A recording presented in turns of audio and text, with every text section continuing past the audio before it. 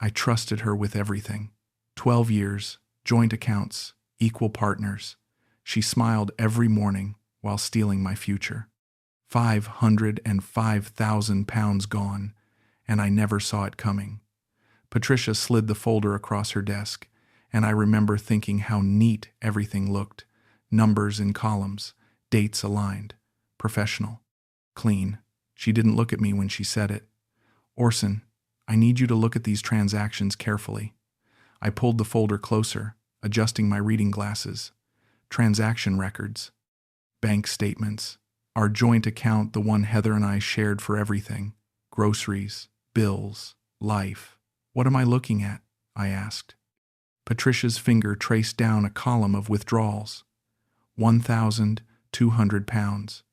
£3,400, £8,500, £12,000. Do you recognize these? She asked. I squinted at the dates, the amounts, the reference notes. Some looked familiar, most didn't. Some of them, yes. Family emergencies. Heather's mother had medical issues. Her cousin needed school fees. Patricia nodded slowly, her lips pressed thin. Orson, these patterns go back years, 12 years, to be precise. The room felt smaller suddenly. I met Heather in Cebu.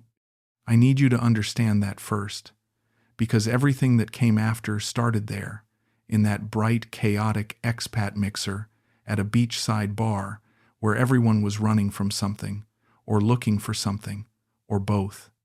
I was 5 years into retirement, 3 years past my divorce from Elizabeth, and tired of Manchester's rain and my own thoughts. I'd booked 2 months in the Philippines because a colleague said it was warm and cheap and easy. I wasn't looking for romance. I wasn't looking for anything except peace. Heather was standing near the bar, talking to another Filipino woman, and what struck me first was how she held herself, confident, comfortable in her own skin. She wasn't dressed to impress anyone. Simple blouse, jeans, no makeup that I could see. When she laughed, it was genuine, not performative. You look lost? She said to me later, after I'd been standing alone for 20 minutes nursing a San Miguel. I am, I admitted. First time in Cebu. First time anywhere like this, really. She smiled. Not flirtatious, just friendly. It takes time. The chaos grows on you. We talked for an hour. She told me she tutored English to Korean and Japanese students online. Good money, flexible hours, independent work. She'd studied education at university, wanted to teach internationally, but family obligations kept her in Cebu. She asked what I did. Retired manager, I said. Logistics. 40 years moving things from point A to point B efficiently. Sounds organized, she said. I am. Was. Trying not to be now. She laughed at that. We saw each other 3 more times during that trip. Coffee, a city tour she insisted I needed to avoid tourist traps. Dinner at a local place where I was the only foreigner, and she translated the menu with patience I didn't deserve. Nothing romantic happened. We exchanged emails. I flew back to Manchester thinking she was a lovely person I'd probably never see again, but we kept in touch. Emails became video calls. Video calls became daily messages.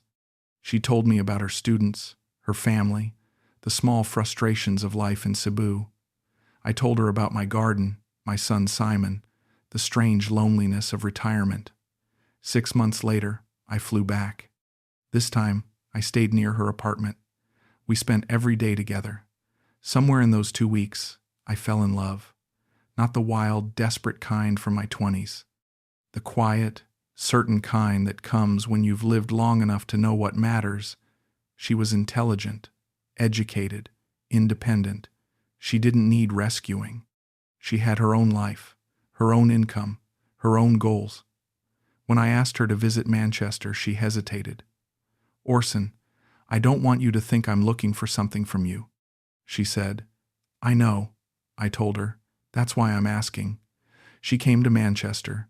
She stayed 3 months. She met Simon, who was polite but distant. She adapted to the cold, the gray skies, the British Reserve. She fit into my life so naturally I barely noticed it happening. When I proposed, I did it simply. No grand gesture. Just honesty. I want you here, permanently.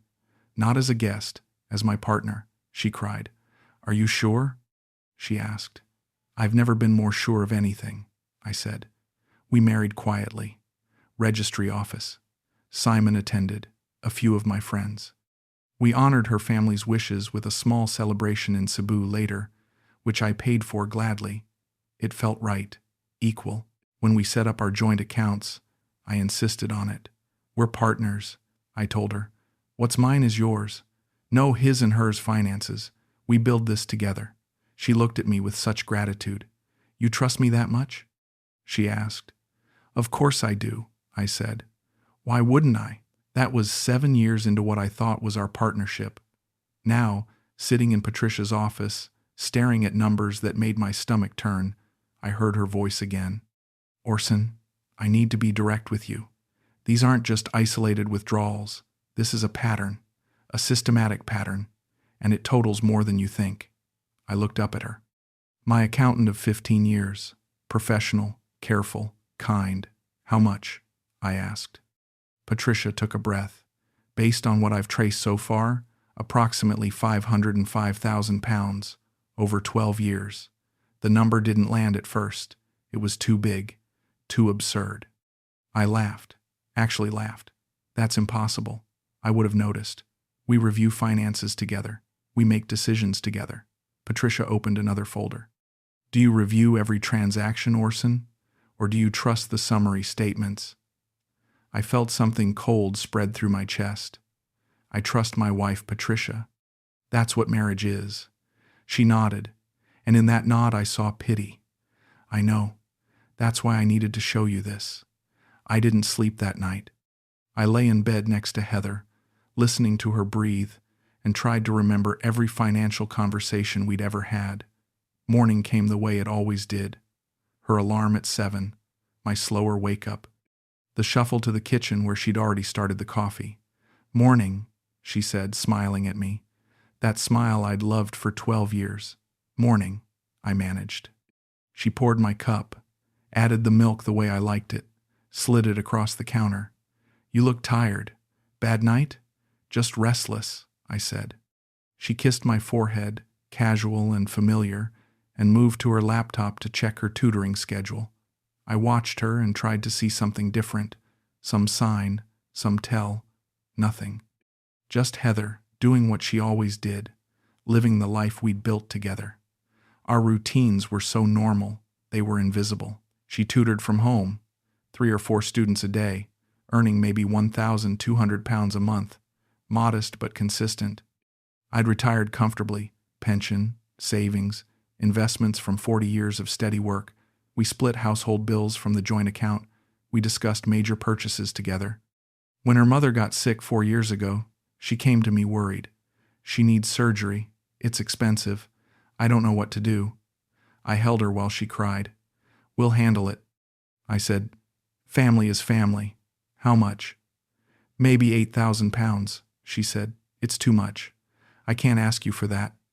You're not asking. I'm offering. We're married. Your family is my family. I transferred the money the next day. She was so grateful she cried again. I felt good about it, generous.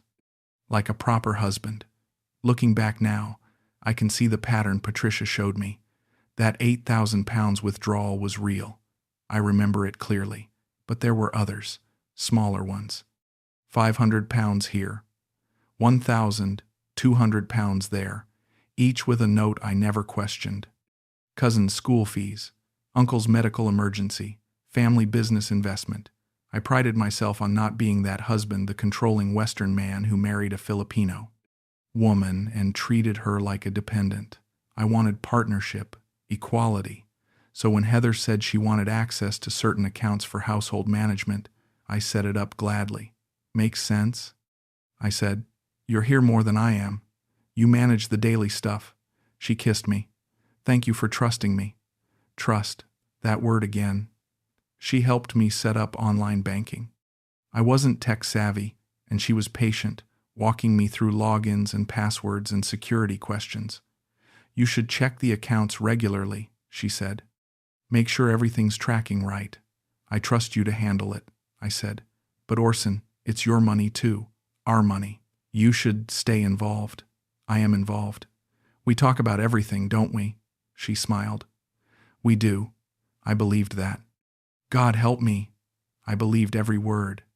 I remember specific moments now with horrible clarity. 2 years into our marriage, she suggested moving some funds to a higher interest account. It's just sitting there, she said. We could be earning more. Makes sense, I said. You're better with this stuff than I am. She set it up. I signed the forms. The account was in both our names. I never checked it. Why would I? We were partners.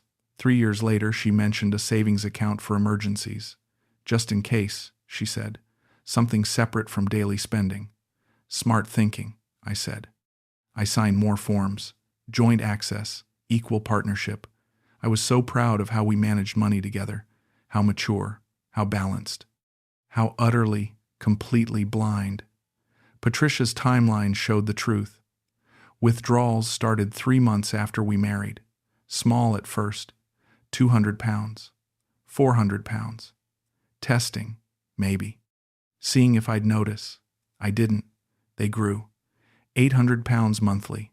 Then 1,500 pounds. Then irregular larger amounts, 5,000 pounds, 12,000 pounds, 15,000 pounds. Always with plausible notes.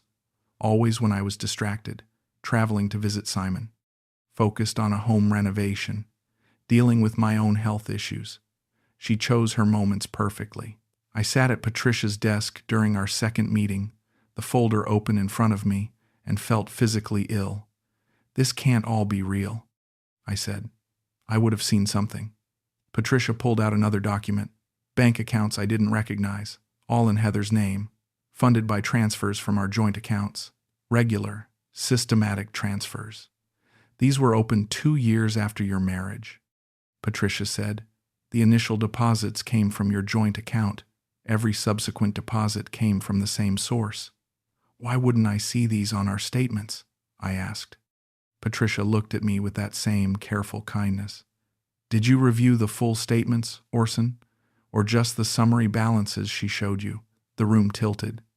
I thought about all those evenings she'd say, I checked the accounts today. Everything's fine. We're on track. I'd nod, trusting, grateful she was managing things. We're doing well, she'd add, comfortable. I never questioned it, never asked to see the actual statements. Why would I? We were partners. The first major withdrawal after the small tests was 8,500 pounds, Patricia said. Labeled family medical emergency. Do you remember that? Her mother's surgery, I said immediately. That was real. I agreed to it. I'm sure it was, Patricia said. But there were 18 other family medical emergencies over the next 10 years, totaling 87,000 pounds. I stared at her. 18?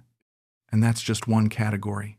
Education expenses, business investments, family celebrations, all legitimate sounding, all adding up. She paused. Orson, I need to ask, did Heather ever show you proof of these emergencies? Medical bills? School invoices? Anything? I opened my mouth. Closed it. I trusted her, I said finally. I know, Patricia said softly. That's what makes this so difficult. I drove home in silence. Heather was in the kitchen when I arrived, making dinner. How was Patricia? She asked. Fine, I said. Just the usual financial review. Everything okay? Everything's fine. She smiled and went back to chopping vegetables.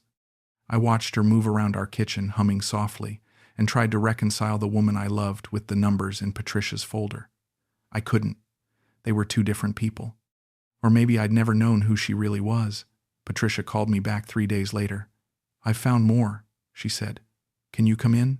Simon came with me this time. I'd called him the night before, my voice shaking. Dad, what's going on? He'd asked. I need to tell you something. About Heather. About money. There was a long pause. I'll drive up tomorrow, he said. Now he sat beside me in Patricia's office, his face carefully neutral. Patricia spread new documents across her desk. I went back further. The pattern is consistent from 3 months after your marriage to present day. The amounts escalated over time, but the method remained the same. Small, regular transfers that avoid triggering automatic fraud alerts.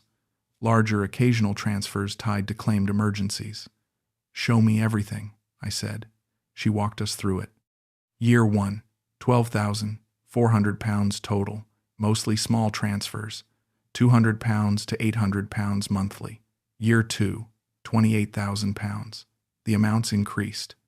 First family emergency of £8,500.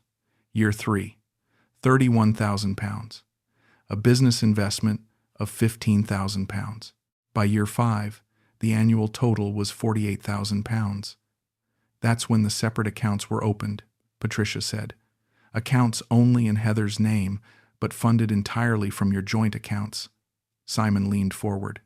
How is that legal?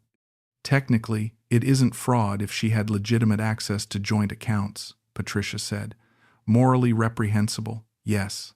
Legally actionable? That's complicated. Show him the account details, Simon said quietly. Patricia pulled up bank records. 3 accounts, all opened in Heather's name at different banks, all showing regular deposits from our joint account. The current balances were 0. Where did the money go? I asked. That's what we need to investigate, Patricia said. The funds were transferred out, but to where exactly requires more detailed tracing. I looked at Simon. His jaw was tight. Dad, do you remember me saying something years ago? About Heather? I did. Christmas dinner. Maybe 4 years ago. Simon had asked casual questions about Heather's family, how many siblings, what her parents did, where they lived. Heather had been vague, cheerful but vague. Later, Simon pulled me aside. Dad, you barely know her family. Don't you think that's odd? She's protective of them, I'd said. Cultural thing. Or she's hiding something. Simon, don't start. I'm happy. She makes me happy. Can't you just be supportive? He'd backed off, never mentioned it again, until now. You were right, I told him. I should have listened. This isn't about being right, Dad, he said. It's about fixing it. Patricia cleared her throat. Orson, I need to ask some difficult questions. Did Heather ever pressure you for money? Ask directly for large sums? No, never. She was always careful. Always said she didn't want to be a burden. Did she control the household finances? We managed them together, I thought. Who actually logged into the accounts regularly? I felt my face flush. She did. But she always told me what was happening. Did you ever verify that independently? I couldn't answer. Simon put his hand on my shoulder. Patricia continued. Based on the transaction notes, most withdrawals were justified as family-related expenses. Medical emergencies, education, business needs. Did you ever meet these family members? See evidence of the emergencies? I met her parents once, I said, at our wedding celebration in Cebu, and some extended family, briefly. Did they seem in crisis, struggling financially? I thought back. The celebration had been modest but nice. Beach restaurant, maybe 40 people. Her parents were warm, grateful, but not desperate. Her siblings seemed comfortable enough. No, I admitted. They seemed fine. Patricia nodded. That's concerning, because according to these notes, you funded at least 6 separate medical emergencies for her mother alone. The nausea came back, stronger this time. There's something else, Patricia said. She pulled out a printed spreadsheet. I cross-referenced the timing of large withdrawals with your calendar. You gave me access to your digital calendar last year, remember? For tax purposes? I nodded. Every significant withdrawal above £5,000 occurred when you were traveling, visiting Simon in London, that trip to Scotland with your mates, your golf weekends. The pattern is consistent. Simon swore under his breath. She waited until you were distracted, he said. That's not coincidence, Dad. That's calculation. I stared at the spreadsheet. The dates aligned perfectly. Every trip I'd taken, every weekend away, marked by a major financial withdrawal I never noticed. How much total? I asked again. Patricia met my eyes. £505,000. give or take a few thousand pending final verification. The number still felt impossible. That's everything, I said. My entire retirement savings. Everything I worked for. Not quite everything, Patricia said gently. You still have your pension and some remaining investments. But yes, the bulk of your liquid savings is gone. I felt Simon's hand tighten on my shoulder. What do I do? I asked. Patricia and Simon exchanged a look. That depends, Patricia said. Do you confront her, or do we investigate further first? What's left to investigate? Where the money went? What it funded? Whether there's any possibility of recovery? And whether this constitutes legal fraud or just marital financial abuse, which is harder to prosecute. I looked at Simon. What do you think? I think we need to know everything before you talk to her, he said, because once you confront her, she'll either confess or cover her tracks. We need the full picture first. I nodded. Do it. Find out everything. Patricia picked up her phone. I know someone. Former police detective. He specializes in financial investigations. Can I bring him in? Yes. Orson, she said carefully. This is going to get expensive and painful. Are you sure? I thought about Heather making coffee that morning, kissing my forehead, asking about my day. 12 years of mornings just like it. I'm sure, I said. I need to know the truth. All of it. Simon drove me back to his flat. Not home. I couldn't face home yet. Couldn't face her. Not until I knew everything. You can stay here as long as you need, he said. Thanks. We sat in silence for a while. Then Simon spoke quietly. Dad, I'm sorry I didn't push harder back then, when I had concerns. You did push. I didn't listen. I should have been more direct. Would I have listened? I asked. Probably not. He was right. I wouldn't have. Because I'd wanted to believe in us, in her, in the life we'd built. Want is a powerful blindfold. I'll call Patricia tomorrow, I said. Tell her to hire the investigator. I need to see where my money went, where my life went. Simon nodded. We'll figure this out. But I knew already. There was no figuring this out. There was only learning the depth of what I'd lost, and then deciding what to do with that knowledge. My phone buzzed. A message from Heather. Where are you? Dinner's ready. I stared at the words. Casual, domestic, normal. I turned the phone face down and didn't reply. James Porter's office was small and deliberately unremarkable. Former detective, Patricia said, now private. Specialized in financial fraud, infidelity, corporate theft. Most of my clients are like you, he told me at our first meeting. Good people who trusted the wrong person. I'm not here to judge. I'm here to find facts. That's all I want, I said. Facts. Facts can hurt worse than suspicions, he warned. Once you know, you can't unknow. I understand. He opened his laptop. Let's begin. Heather thought I was at golf. Thursday mornings I always played 9 holes with 3 other retirees. Regular as clockwork. Instead, I sat in James's office while he showed me what my money had built. The transfers went to several accounts in the Philippines, James said. Mostly to accounts in your wife's name, but also to family members. I've traced the major expenses. Do you want the summary or the details? Details, I said. All of them. He clicked through screens. £142,000 went toward a property purchase in Cebu. A house. 3 bedrooms, 2 bathrooms. Nice neighborhood near the coast. It's registered in her brother Raphael's name, but text messages I recovered show your wife coordinating the purchase. He showed me photos. A beautiful house. Modern. Bright blue trim. Garden. When was this bought? I asked. 5 years ago. Right after a £45,000 withdrawal labeled family business investment. I'd remembered that one. Heather had come to me worried. Her brother wanted to start a small resort business. Needed capital. It was a risk, she'd said, but family helped family. Could we spare £45,000? I'd hesitated. That was a lot. But she'd been so earnest. It would mean everything to them, she'd said. And if it works, they could pay us back eventually. I'd agreed. Felt good about it even, helping her family build something. The business is real? James continued. A small resort, 6 cottages, popular on booking sites, generates decent revenue. So the money wasn't wasted? I said, grasping for something.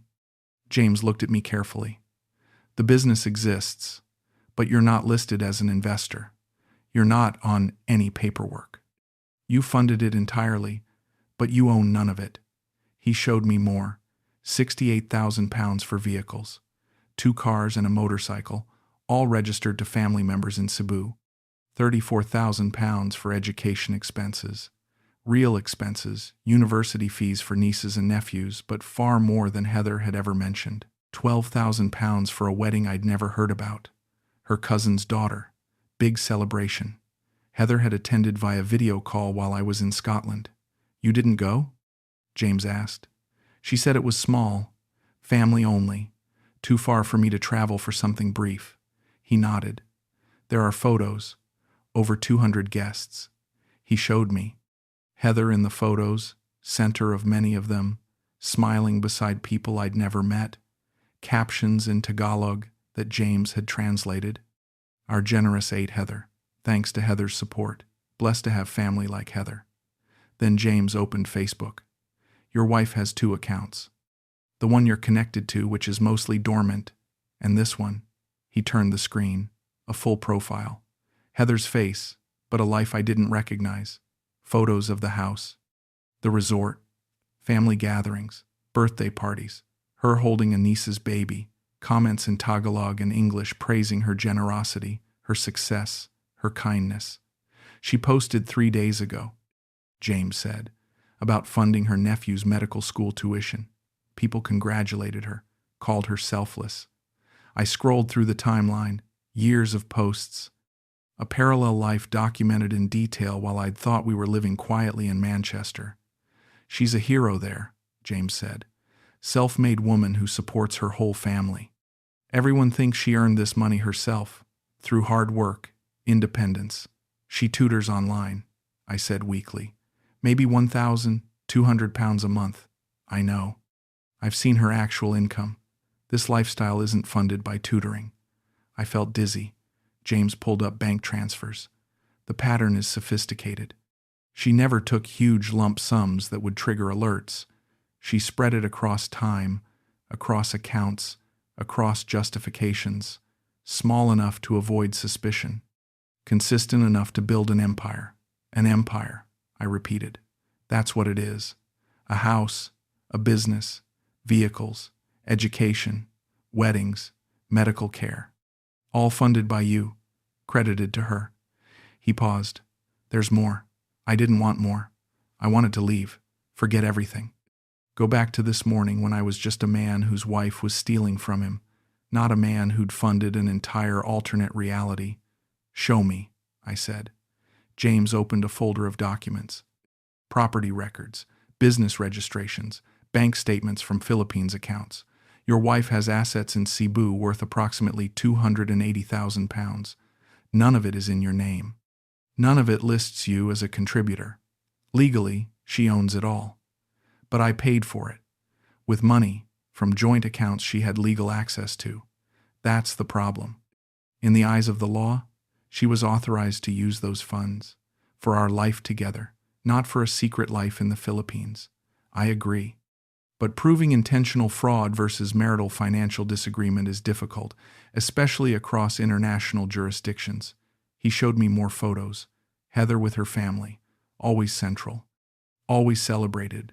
Her brother Raphael in front of the house, arm around Heather, both smiling. The resort with a small sign, Gonzalez Family Resort. Her name on it, not mine, never mine. How long have you known about this? I asked James. I started investigating 4 days ago. This is everything I've found so far. There may be more. More, I said. How could there be more? People who do this rarely stop at one secret. But I'll keep looking. I stood up, sat back down, stood again. I need air. Take your time, James said. This is a lot to process. I walked outside. Manchester was cold and gray. I thought about Cebu. Warm, bright, full of people who thought Heather was wonderful, who had no idea some retired British manager had paid for their comfort. My phone rang. Heather. I stared at her name on the screen. Didn't answer. She texted, "How's golf? Pick up milk on the way home, please." I typed back, "Will do." 2 words. Automatic, domestic. I felt sick. I went back inside. "I want to see everything," I told James. "Bank records, messages, photos, documents, everything you can find. Are you sure? I need to know who I married, who I've been living with for 12 years, because it's not the person I thought." James nodded. "I'll have a full report in 1 week. It won't be pleasant. Nothing about this is pleasant. True. But knowing is better than wondering." I wasn't sure he was right, but I nodded anyway. 1 week, I said. Then I'll decide what to do. I left his office and drove home. Heather was in the living room, laptop open, teaching a student. She waved at me, smiled. I waved back and went upstairs. In our bedroom, I looked around.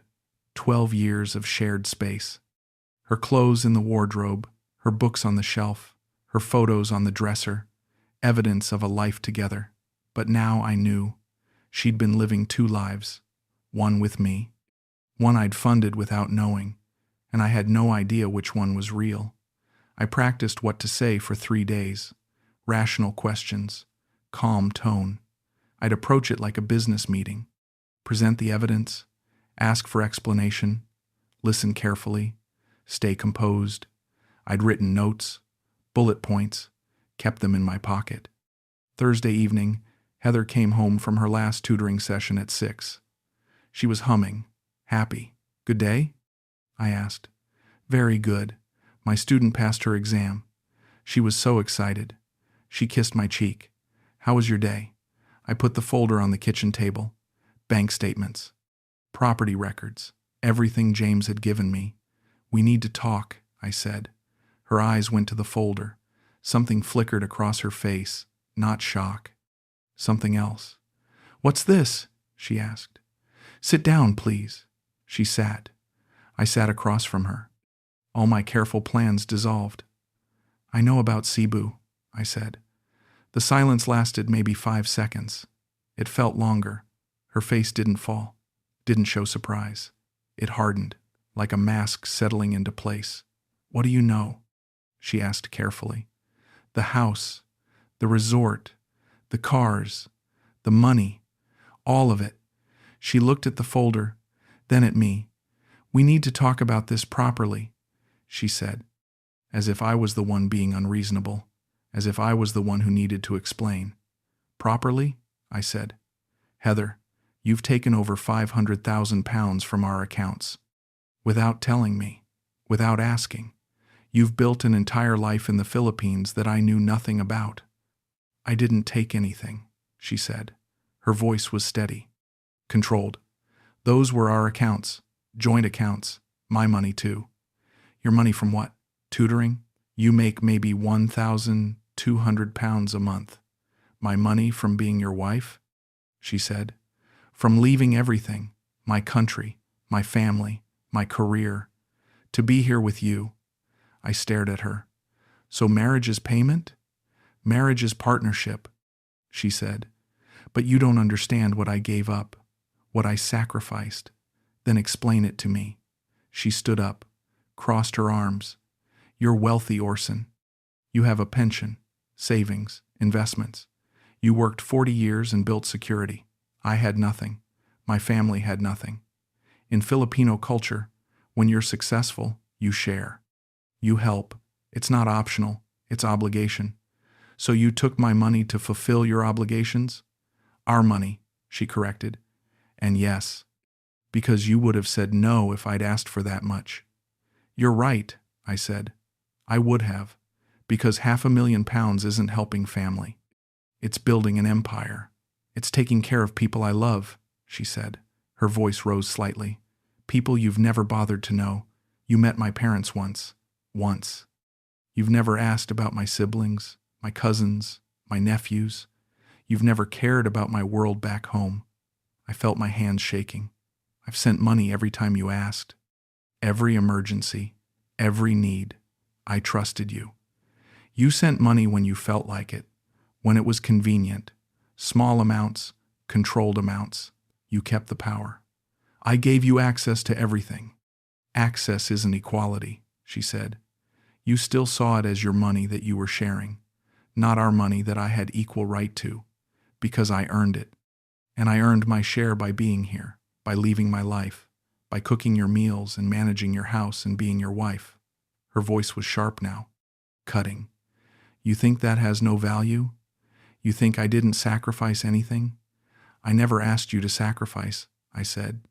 You chose to come here. You chose to marry me. Because I loved you, she said, and because I thought you'd take care of me, of us, of my family. That's what a good husband does. I looked at her, this woman I'd shared 12 years with, and saw a stranger. You married me for money. I married you because we could build a life together. Yes, money was part of that. It's part of every marriage. Don't pretend you married me just for love. You were lonely, divorced. You wanted companionship. I gave you that. I wanted a partner, I said, not someone who'd rob me. Rob? She laughed, actually laughed. Orson, I used money from our joint account to help my family. That's not robbery. That's being a good daughter, a good sister. Something you clearly don't understand. What I don't understand is how you lied for 12 years. I didn't lie. I just didn't tell you everything because you wouldn't have understood. You would have judged, just like you're judging now. You built a house for my family. You started a business to give them income, to give them stability. With my money, our money, she screamed. The kitchen went quiet. We'd never screamed at each other, not once in 12 years. She was breathing hard. I was shaking. Did you ever love me? I asked quietly. Or was I always just the plan? She looked at me like I'd slapped her. How can you ask that? Because everything you've done suggests I was a resource, not a husband. I've been your wife for 12 years, Orson. I've cooked for you, cleaned for you, slept beside you, supported you, loved you. How dare you question that? You stole from me, Heather, for 12 years, systematically, while smiling and kissing me and pretending we were partners. I didn't steal. I reallocated, because you were too selfish to give what was needed. Selfish? Yes, you have more than enough. You live comfortably. Your needs are met, but you hoarded it. You could have helped my family more. You could have been generous, but you were tight, controlled. So I did what I had to do. I felt something break inside me, not my heart. Something deeper, the foundation of who I thought I was, who I thought we were. You really believe that? I said. You genuinely think you were entitled to that money. I was entitled to be treated like an equal partner, which means having equal say in how our resources were used. Our resources that I earned over 40 years. Marriage is 50-50, Orson. Or did you miss that part? I stood up. I need you to leave. What? This house. Tonight. I need you out. She stared at me. You're being ridiculous. This is my home too. You're right. It is. Which is why I'm the one leaving. Orson, sit down. We can work through this. There's nothing to work through, Heather. You stole £500,000 from me. You built a life I knew nothing about. You feel entitled to all of it. There's no working through that. You're overreacting, she said. Her voice changed, softer, placating. You're hurt right now. I understand. But we can fix this.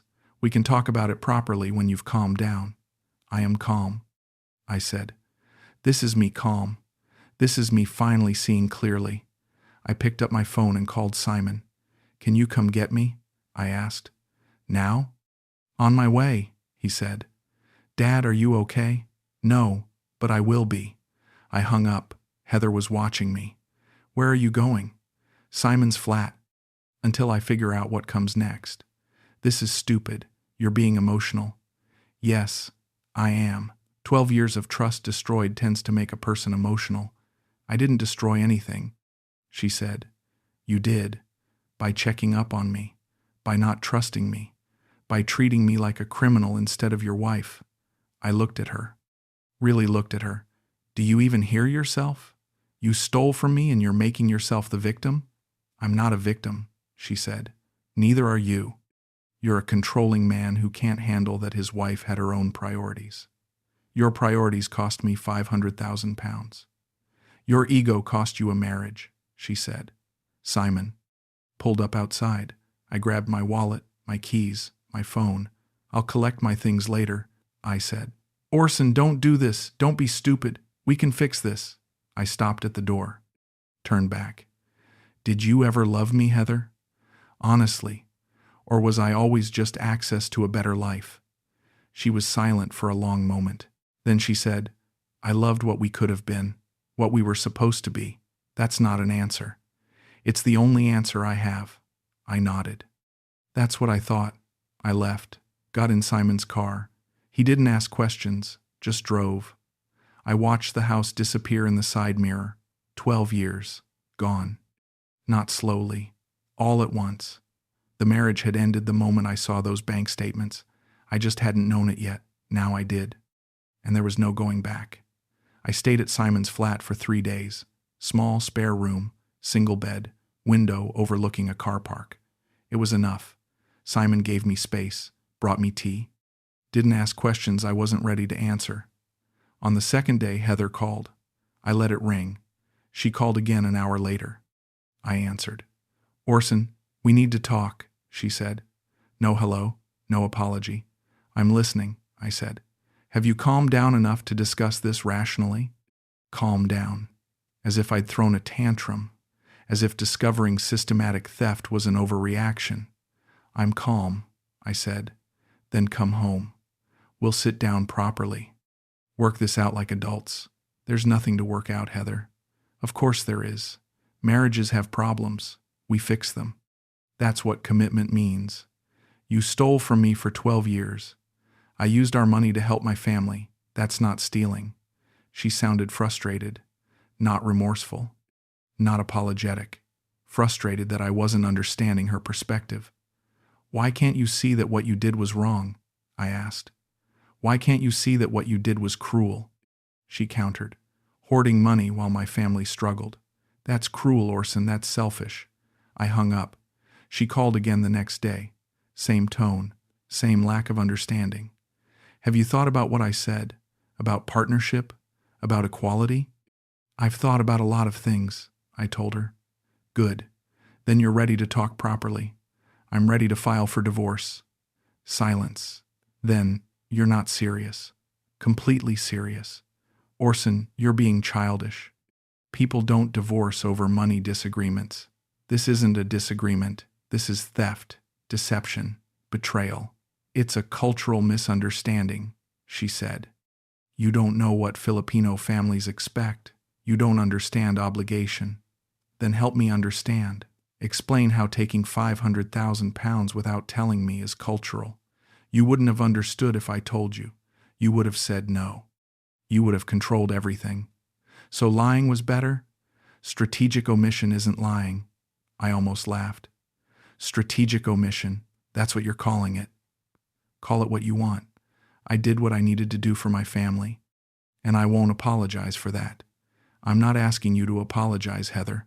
I'm telling you it's over. You'll regret this, she said. We built a life together. No, I built a life. You robbed it. I hung up again. Blocked her number this time. Simon sat with me that evening. We didn't talk much, just sat. Eventually he said, You doing okay? No, I said, but I will be. What's the next step? Divorce, recovery, rebuilding, in that order. The money? Gone. James confirmed most of it's unrecoverable. Properties in the Philippines. Business in someone else's name. Even if I sued, the cost would be more than I'd get back. That's brutal. Yes. We sat quiet again. Then I said, I keep going over it. Every conversation, every moment, trying to see where I missed it, where the signs were. Dad, people who lie professionally are good at it. That's why it works. I should have known, though. I should have seen something. Simon pulled out his phone, showed me photos. Remember this? Christmas, 3 years ago. Heather and I in front of the tree. We looked happy, normal. I do, I said. You couldn't have known, Simon said. She was living 2 lives and keeping them completely separate. That takes skill, planning, practice. You're not stupid for trusting your wife. She's calculating for betraying you. I funded her entire family's lifestyle and didn't notice, because she made sure you didn't notice. That's the point. She controlled the information. She managed your perception. She played the long game. 12 years, I said. 12 years of mornings and evenings and conversations and intimacy. All of it fake. Maybe not all fake, Simon said carefully. Maybe she did care about you in some way. Care isn't love. No, it's not. I reviewed everything James had sent. The timeline, the transfers, the properties, the business. All documented, all real, all funded by me, built by her. Credited to her. I tried to find one moment where she'd slipped, one conversation where she'd shown guilt or hesitation. Nothing. She'd been perfect, consistent, loving even. Or what I thought was loving. Maybe it was just performance. Maybe she'd convinced herself it was real while knowing it wasn't. I'd never know. That was almost worse than the theft. Not knowing if any of it had been genuine. I thought about our wedding. Small ceremony. She'd cried during the vows. Held my hands and promised partnership, honesty, faithfulness.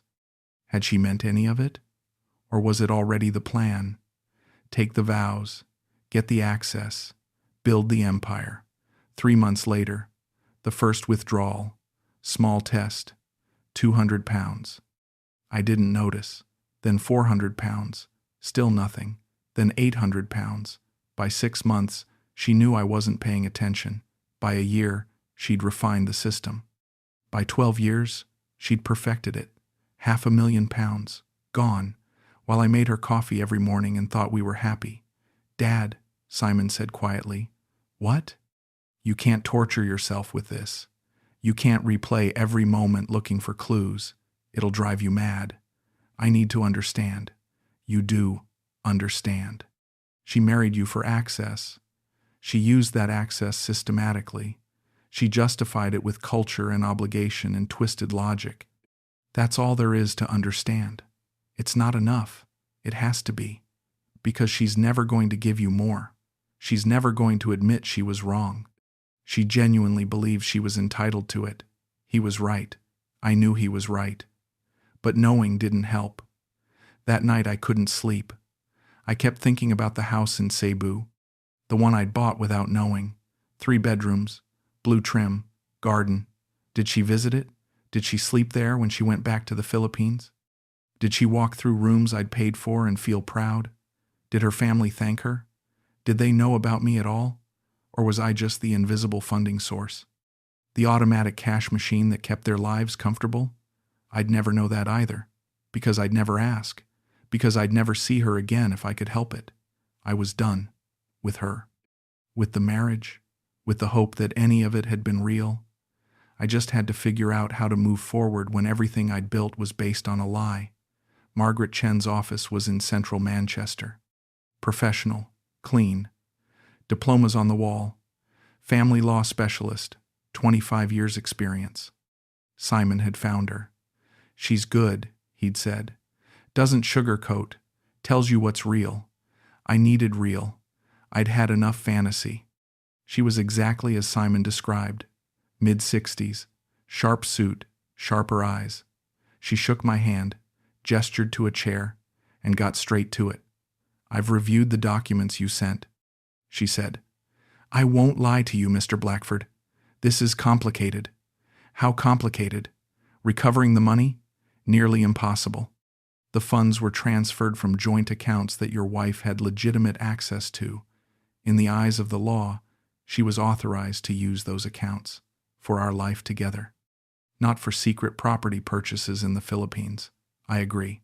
But proving intent to defraud versus marital financial disagreement is difficult, especially across international jurisdictions. She pulled up a legal pad. Let's talk specifics. The properties in Cebu, they're registered in her brother's name, correct? Yes. Then they're legally his. Proving that your money funded them is one thing. Proving you're entitled to ownership or compensation is another. Philippines property law doesn't work in your favor here. So I just lose it? Unless you're willing to file suit in the Philippines, hire local attorneys, navigate their court system, and spend years and thousands more pounds trying to recover a fraction of what you lost, yes. You lose it. She said it without emotion. Just fact. The business is the same situation. Registered to family members. You're not listed as an investor. You have no legal claim. I have bank records showing transfers. You have records showing you transferred money to your wife. What she did with it after that is technically her business. Unless you can prove fraud, actual criminal fraud with evidence of intentional deception for personal gain, she lied about what the money was for. Did she? Or did she simply not tell you the full picture? Margaret leaned forward. I'm not defending her. I'm telling you how a court will see it. She'll say you knew she was helping family. She'll say you approved transfers. She'll say you had access to all the accounts and could have checked any time. She'll say this is a marital disagreement, not fraud. I felt sick again. So she gets away with it. Legally? Probably. Morally? That's a different question. What about divorce? Straightforward. You have grounds. Financial infidelity. Breakdown of trust. It'll go through without contest. Will she get half of what's left? Margaret nodded. Marital assets get split. The house, remaining savings, investments. Unless you can prove she already took more than her share, which circles back to the fraud issue, she's entitled to 50% of what remains. So I lose the house too. You have to sell it and split the proceeds, or buy her out if you want to keep it. With what money? I asked. She's already taken everything liquid. Then you sell. I'm sorry, Mr. Blackford, I know that's not what you want to hear. She paused, let me process, then continued. There's something else you need to consider. If you push the fraud angle, if you try to prosecute her or recover assets, it gets expensive.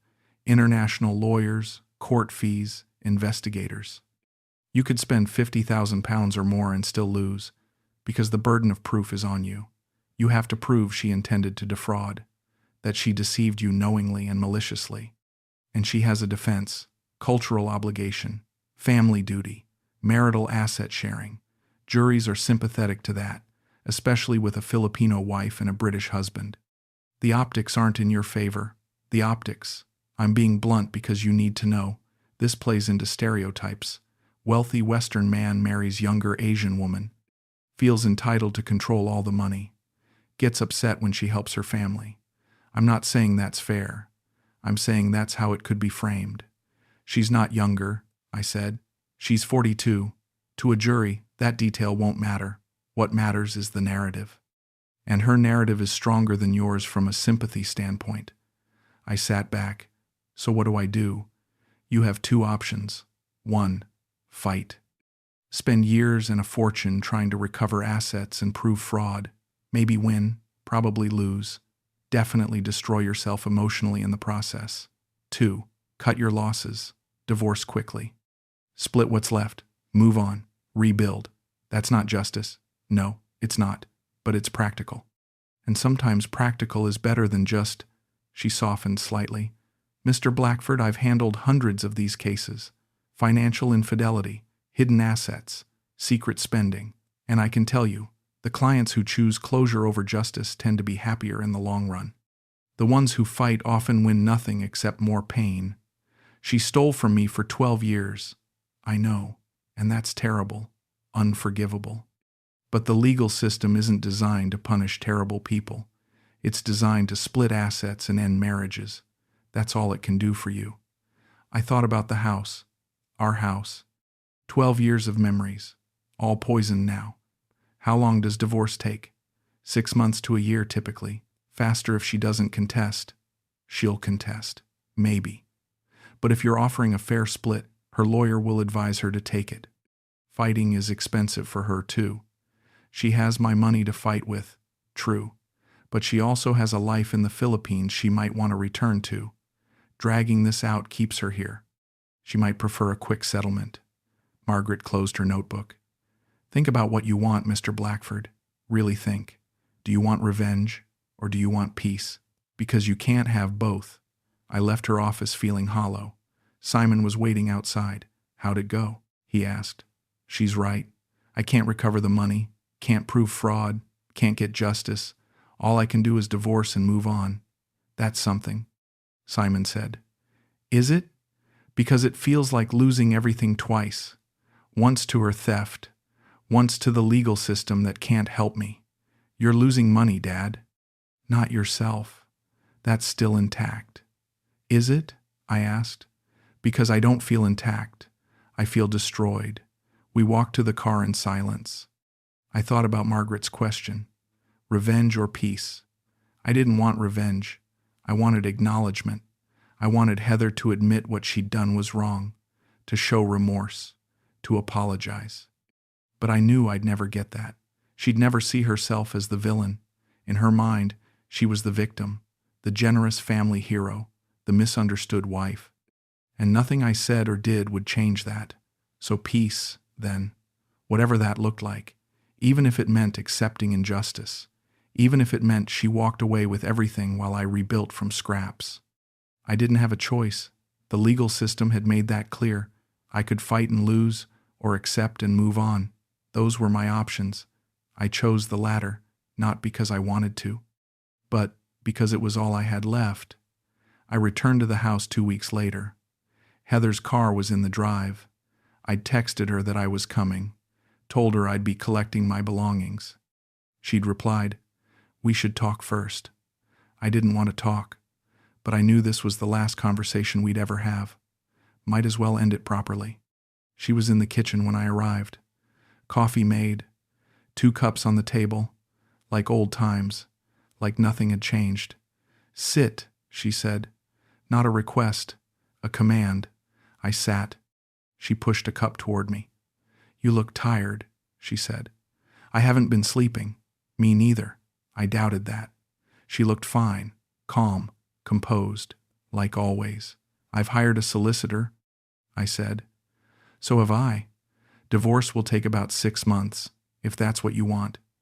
She said it like I was making a choice, like this was optional. "It's what's happening," I said. "Orson, we can still fix this, if you'd just listen." "I've listened plenty. I've heard everything you had to say. None of it was an apology. Because I don't owe you one." She said it simply. Matter of fact, I did what I thought was right, what I needed to do. You can disagree with my methods, but you can't say I was wrong for helping my family. I stared at her. "Do you even hear yourself? Do you?" She countered. "You're acting like I betrayed you, but you betrayed me first, by being stingy, by not understanding what I needed, what my family needed. I gave you access to everything. You gave me access, not equality.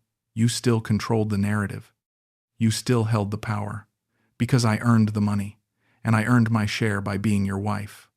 We were going in circles, same argument, same positions, no movement, no growth, no understanding." I took a breath. "I need to ask you something, and I need you to be honest." "I'm always honest." "No, you're not. But just this once, please." She waited. I asked the question that had been eating me for 2 weeks. "Did you ever love me, or was I always just the plan?" She looked at me for a long time, not angry, not defensive, just considering. "I married you, Orson.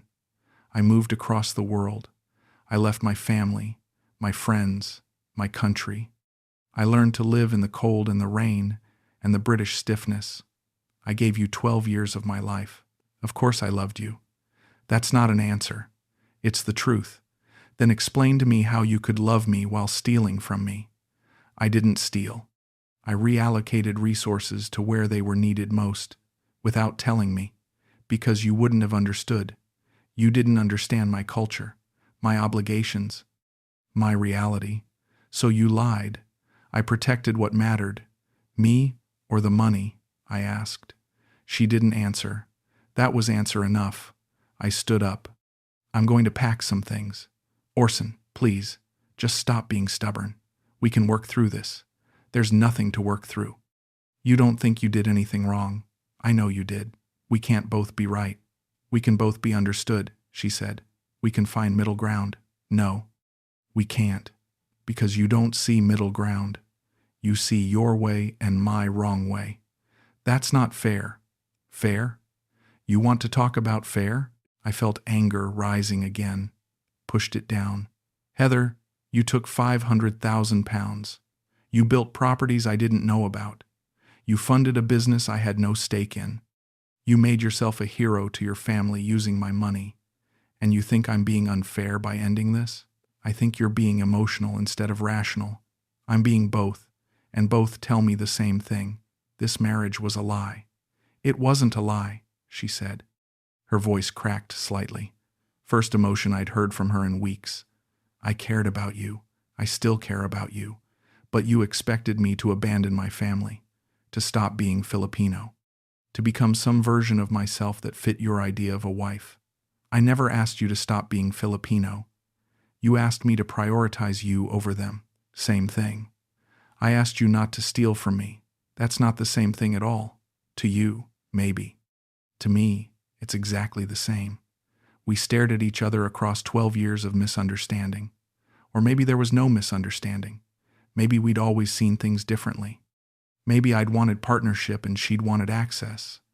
Maybe both were true at the same time. Maybe that's what made it so painful. Did you ever love me? I asked again. Or did you just love what I could provide? She stood up, crossed her arms. Orson, I married you. I moved across the world. Of course I loved you. But you can't separate the love from the provision, can you? You can't tell me you loved me, the person, independent of what I gave you. She was quiet. Then, why would I separate them? You are what you provide. Your stability, your generosity, your resources. That's part of who you are. Loving you means loving all of that. No, I said quietly. Loving me means loving me even without it. That's naive, she said. That's romantic fiction. Real love is practical. It's about building a life, about security, about partnership that benefits both people. Partnership means both people know what's happening. I told you what you needed to know. You told me lies. I told you truths you could handle. She paused. You couldn't have handled the full truth, Orson. You would have said no. You would have controlled everything. You would have made it about you. It was about me. It was my money. It was our money, our marriage, our life, that you destroyed, that you're destroying, she said, by walking away, by refusing to understand, by being exactly what I was afraid you'd be. I went upstairs, started packing, books, clothes, personal items, things that were mine before her, things that would remain mine after. She followed me, stood in the doorway. This is stupid, she said. We built a life together. We can rebuild. You built a life I didn't know about, I said without looking at her. We built nothing together except a lie. It wasn't a lie. Then what was it? I turned to face her. Tell me what it was, Heather. Because, from where I'm standing, it was 12 years of systematic deception while you smiled and played the loving wife. I was the loving wife. You were the wife who stole from me. I was the wife who survived. She shouted. Who did what she had to do because you wouldn't have given it freely? Because you're selfish and controlling and you've always been that way. I zipped my bag. Maybe I am selfish. Maybe I am controlling. But I'm honest, and I'm done. I walked past her, down the stairs, out to my car. She followed. You're making a mistake, she called after me. We built a life together, Orson. Don't throw it away. I stopped, turned back one last time, looked at her standing in the doorway of our house, our home, the life we'd supposedly shared. No, Heather, I said. I built a life. You robbed it. I got in my car, drove away, didn't look back. That was the last time I saw her, the last time we spoke. The marriage was already over, had been for 12 years probably. I just hadn't known it. Now I did, and there was no going back, only forward, into whatever came next. 6 months later, the divorce was finalized. Clean, quick. Heather didn't contest. Her lawyer had advised settlement, and for once, she listened to advice. We split the remaining marital assets. The house sold for £380,000. After agent fees and the mortgage payoff, we each got £140,000. I'd lost another £180,000 in the settlement on top of the £505,000 she'd taken. Total damage, £685,000. My entire retirement savings, 40 years of work, gone. I moved into a modest flat near Simon, 2 bedrooms, small kitchen, view of a park, rent, not ownership. I couldn't afford to buy. Not anymore. Not at 68. Not starting over. Simon helped me move in. We didn't talk much, just carried boxes, assembled furniture. Made the place functional. It's nice, he said when we finished. It's small. Small is manageable. He was right. Small was manageable. Small was all I could handle. I saw my grandchildren now. Every Thursday.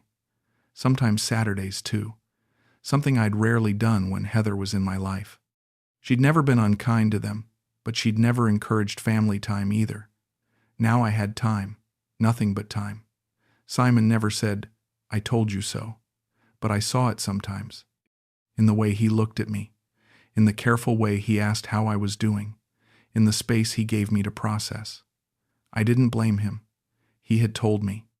Years ago, "Dad, you barely know her family." I dismissed it, chose love over caution, chose trust over verification, and paid for it. I didn't blame anyone but myself. That's what I told Simon one evening over dinner. "This isn't your fault, Dad," he said. "It's mine. I trusted someone who saw trust as weakness. I believed in partnership with someone who believed in extraction. She manipulated you. She did, but I let her. I chose not to see the signs. I chose not to ask questions. I chose comfort over truth. That's not a crime, no, but it's a lesson. I'd learned it the hardest way possible. At 68, I was starting over with a fraction of what I'd saved. My pension covered rent and basics. The settlement money would supplement if I was careful. Very careful. No holidays, no luxuries, no comfort. The retirement I'd planned, travel, hobbies, ease, was gone. Replaced by budgets and spreadsheets and watching every pound. The money hurt. God, it hurt. But the betrayal hurt worse.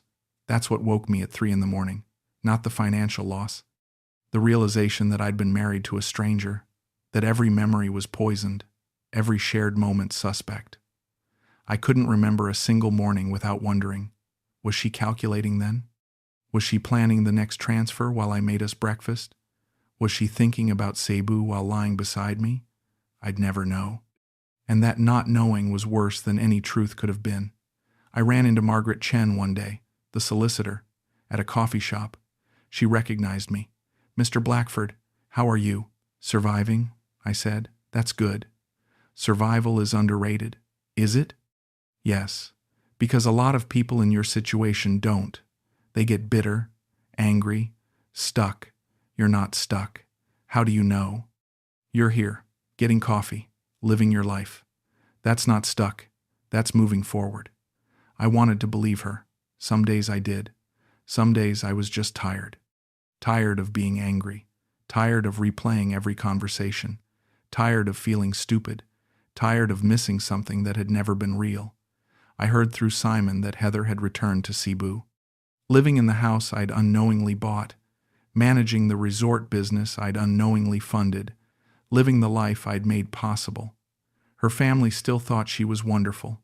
Generous. Successful. They had no idea some British pensioner had paid for their comfort. Or maybe they did know. Maybe they just didn't care. I hoped she'd learn something. Hoped she'd feel guilt. Remorse. Something. But I wasn't naive enough to believe it. She'd done what she thought was right. She'd said so herself. And people who believe they're right rarely change their minds. Especially when changing means admitting they destroyed someone who trusted them. I thought about dating. Once. Met a woman at a community event. Nice. Age-appropriate. Widowed. We talked for 20 minutes. She asked if I'd like to get coffee sometime. I said yes, then canceled the day before. I couldn't do it. I couldn't open myself up again. Couldn't risk trusting someone with any part of my life. The cost was too high. I had nothing left to lose. That became my mantra. Nothing left to lose. It should have been freeing. Instead, it felt like a cage. I had nothing left to lose, which meant I had nothing left to risk. No chances, no vulnerabilities, no possibilities. Just existence. Safe, small, alone. Some days that was enough. I'd wake up in my small flat, make my coffee, read the paper, see my grandchildren, have dinner with Simon. Simple routines, manageable life. Other days I felt the weight of it. Everything I'd lost, everything I'd believed in, everything that turned out to be smoke. Those days were harder, but they became less frequent. Time didn't heal, but it dulled, made the pain familiar instead of sharp, turned betrayal into background noise instead of constant scream. I was learning to live with it, the way you learn to live with any chronic condition. It doesn't go away, but you adapt, find ways to function around it. Build a life despite it. Simon asked me once if I regretted marrying her. Every day, I said, but would you undo it if you could? I thought about that. I don't know. Because undoing it means 12 years of my life didn't happen. And some of those years felt good, felt real, even if they weren't. They were real to you, Simon said. That counts for something. Does it? When the other person was faking it, maybe she wasn't faking all of it. Maybe parts were real for her too. Does that make it better or worse? I don't know, Dad, I really don't. Neither did I. I don't hate Heather. I wish I did. Hate would be simpler, cleaner, easier to carry. Instead, I feel nothing when I think of her now, and that emptiness is worse than anger ever was. Anger has energy, purpose, direction. Emptiness just sits there, takes up space where something used to be. Love, maybe, or trust, or hope. Now there's just nothing. I heard through Simon that she's still in Cebu, still managing the resort, still living in that house with the blue trim. Her family still thinks she's successful, generous, the hero who lifted them all. Maybe she's found another man by now. Another trusting fool who believes in partnership, another pension to access, another 12 years to plan. I hope not. Not because I want her to be alone, but because I don't want anyone else to feel what I felt. That moment when you realize your entire life was built on a lie, that the person you trusted most was the person you should have trusted least. That love, or what you thought was love, was just transaction dressed up pretty. But I'm not naive enough to think she learned anything. People like Heather don't learn, they justify. They rationalize, they find new targets. In her mind, she did nothing wrong, helped her family, fulfilled her obligations, survived in a world where she had to. I was just collateral damage in her survival story. The wealthy British man who had too much and shared too little. She probably tells that version of events to anyone who asks. Poor Heather. Married a controlling man, had to protect her family, had to do what she had to do. And maybe some people believe her. Maybe they sympathize. Maybe they think I'm the villain. I can't control that. Can't change her narrative. Can't make her see the truth. All I can do is know my truth and live with it.